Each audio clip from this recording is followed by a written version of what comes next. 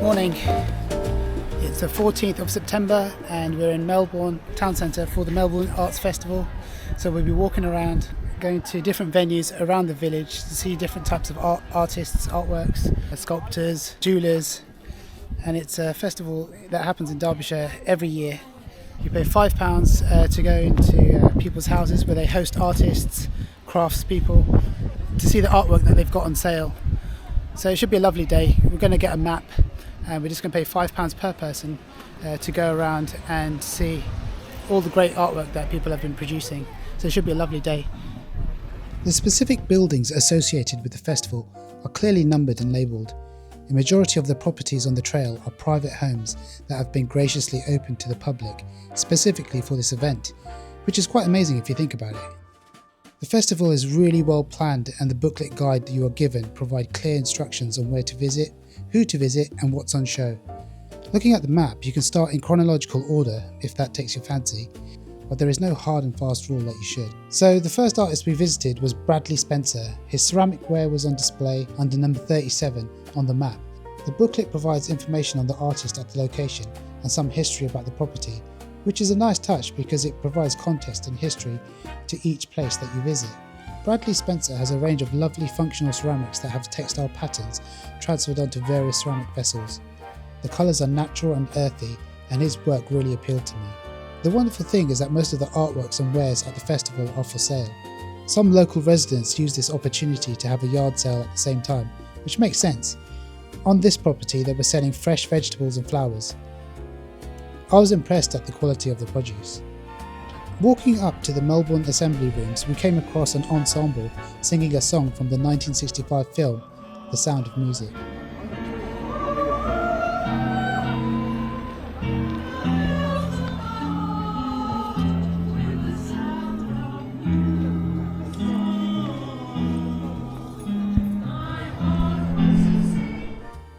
Melbourne really is a lovely village to explore and walk around.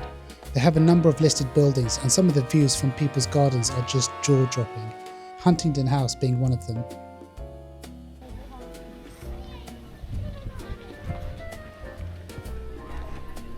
There are plenty of places to stop off, rest and have a nice cup of English tea with a biscuit or two.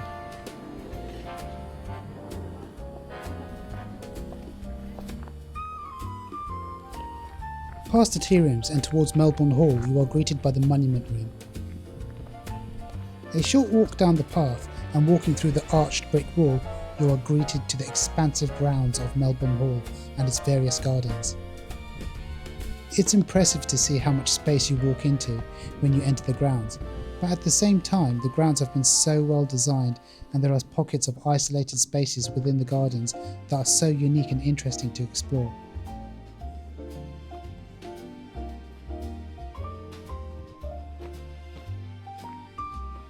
The gardens of Melbourne hold several ancient and rare trees, which are dotted around and add structure and interest, as well as to help the environment. There is a map of the gardens on the Melbourne Hall website, and you can also scan the QR codes next to the listed trees to find out more information, which is great. The environment is kept in impeccable condition, and all the plants look really healthy. The gardeners obviously work really hard to keep the place in such pristine condition. There are various statues and fountains evenly placed across the grounds. This is a shot of the famous birdcage, which I filmed from 1,000,000 miles away. Sorry about that. It was designed and constructed by Robert Bakewell and completed in 1711, which is over 300 years ago.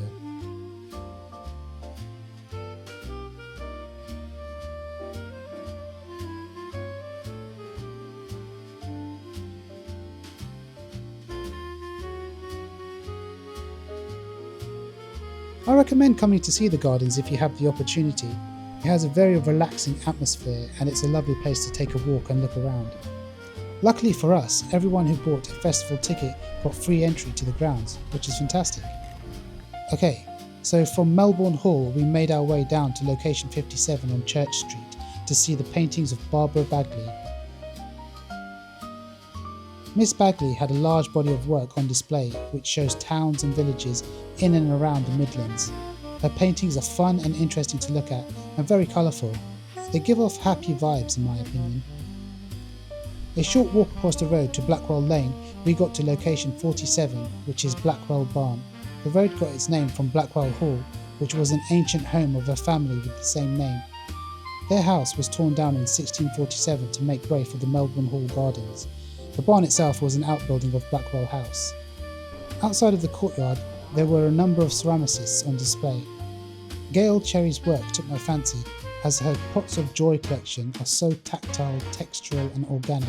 They make lovely pots for display purposes. I particularly like how she uses natural forms to press into the clay and how the abstract lines she scores into the pots, along with the shapes and bands of colours she uses, complement her design decisions. I like the feel of her work. The building next to the ceramic works displayed traditional still life oil paintings by artist Stephen Tandy. I love the luscious colours emanating from his paintings. That's one of the wonderful qualities that oil paint can give. It makes paintings come to life and gives a tangible feel to them. Mr. Tandy's paintings are realistic and traditional in execution. Going back on ourselves, we walked towards the ancient and magnificent Melbourne Parish Church, with its history spanning across 900 years. Did you know that two of Melbourne's most arguably famous people are linked to this fascinating village? Thomas Cook, who was the father of modern tourism, was born here in 1808, and Lord Melbourne, who was Queen Victoria's first Prime Minister, and in 1937 gave his name to the city of Melbourne in Australia. On entering the Norman church, I got speaking to artist Bob Bernard. He's a landscape painter and his work captures many natural sceneries from around Lake District, Peak District and beyond. His paintings usually capture a calm and serene feeling of the outdoors, and his loose brush strokes and colour palette makes his work quite distinctive. It was nice to talk to him about his art and how his day was going. Out of all the paintings that I saw, his were the ones that I liked the most. At this point, the weather couldn't have been any more perfect. It was just gorgeous. From the church, we made our way to the Dower house, which is undeniably beautiful. The building and the garden setting is just sublime, really. The artist whose work was perfectly placed in this amazing setting was blacksmith David Turner, and he creates garden sculptures of plants. His work is really skilled and representational. Also, it made me genuinely think about having sculptures in a garden because they add so much interest and fill empty spaces to create a visual impact. His metal sculptures are fairly big and would suit larger gardens. The house and the garden is owned by Griselda and William Kerr, covering about 1.5 acres overlooking Melbourne Pool. Mrs. Kerr has written a book on gardening called The Apprehensive Gardener, which provides guidance on how to care for plants and make them thrive in a garden. I found out that this garden is part of the National Garden Scheme, which is a charity raising organisation. In October 1926, a council member by the name of Miss Elsie Wagg wrote a letter on how to raise money for district nursing, and she suggested that through the nation's obsession with gardening, they could get garden owners to open their gardens for an entry fee, which in turn would help raise money for nurses working in the community. And that's how the National Garden Scheme was created and still supports various charitable causes to this day, which is very inspiring. The flower beds were bursting with colour, especially the dahlias, which were on full show. This garden already has its own sculptures lurking around for children to find, and lots of seating areas dotted around the place to sit down and take in the breathtaking view across Melbourne Pool. Although, just to note, there is no wheelchair access to the bottom of the garden, which is a shame. After that delightful tour of Dower House Garden, we headed back towards the church square, towards location 51 and 52 at the Carriage Circle, where they had a collection of classic cars exhibited outside and more artworks within the billiard room.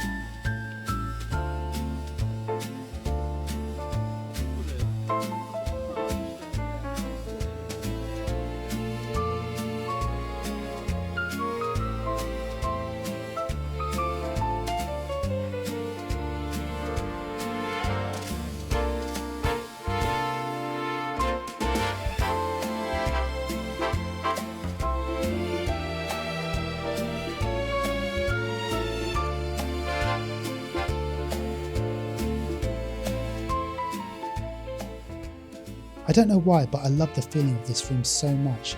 It's like a time capsule. I think it's to do with the lighting in the room, the colour of the walls and the appearance of the windows and ceiling. It would make a perfect space for a greenhouse, an art studio, or just a leisurely place to hang out. I love it.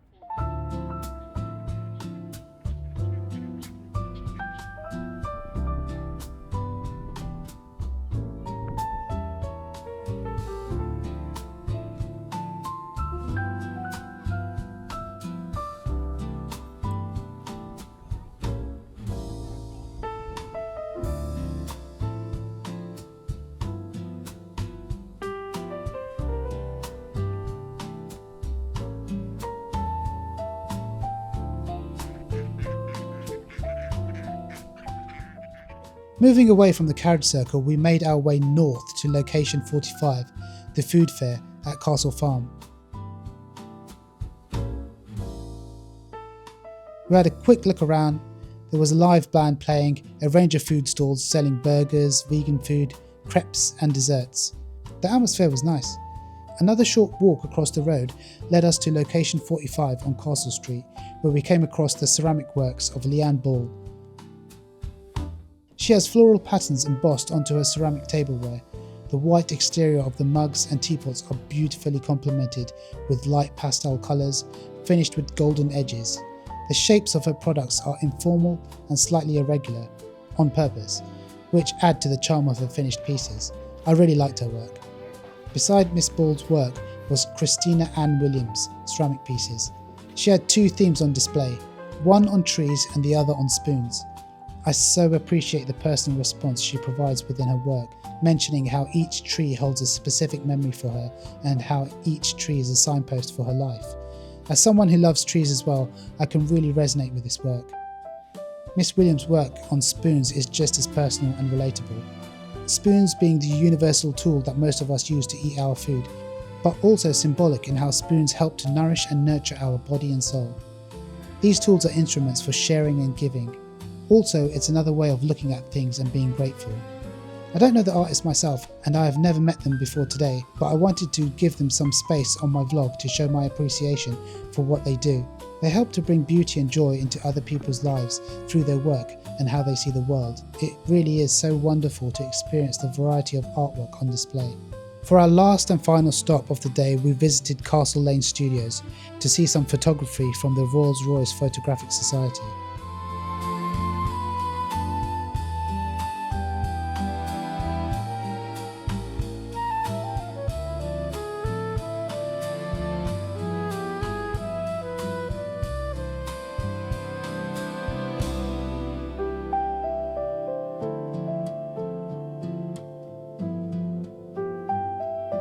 We didn't stop off at all the locations, but we did get to see most of them.